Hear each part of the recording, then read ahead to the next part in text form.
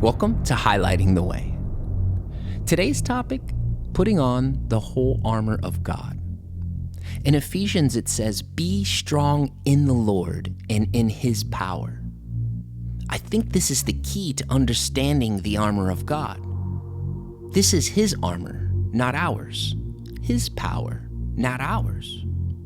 You probably didn't know this, but when David stood in front of Goliath, he was wearing the armor of God.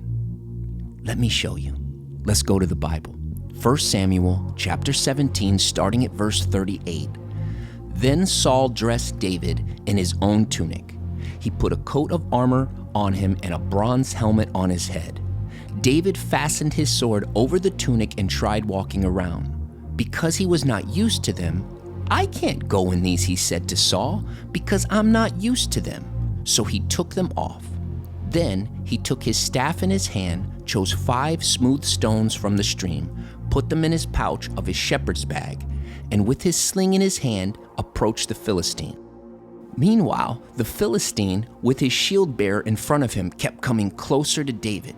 He looked David over and saw that he was little more than a boy, glowing with health and handsome, and he despised him. He said to David, "Am I a dog that you come at me with sticks?"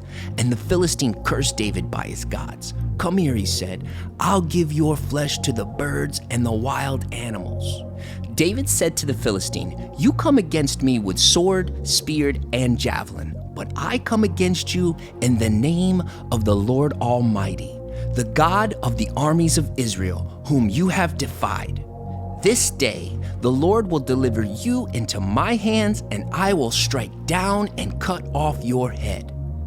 This very day I will give the carcasses of the Philistine army to the birds and the wild animals, and the whole world will know that there is a God in Israel, and all those gathered here will know that it is not by sword or spear that the Lord saves. For the battle is the Lord's, and He will give all of you into our hands."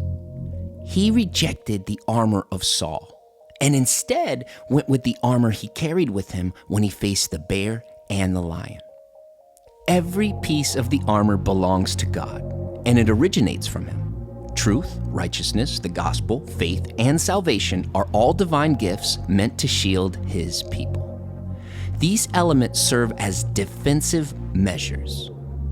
Now, the sword of the Spirit, which is the Word of God, is our offensive tool. Use your words. Each piece is crafted to help us resist the devil's schemes. The belt of truth is mentioned first because without it, we are exposed and susceptible to the enemy's deceptive tactics. So, suit up, be strong and courageous, know who is fighting for you, because the Lord saves, for the battle is the Lord's. That's highlighting the way.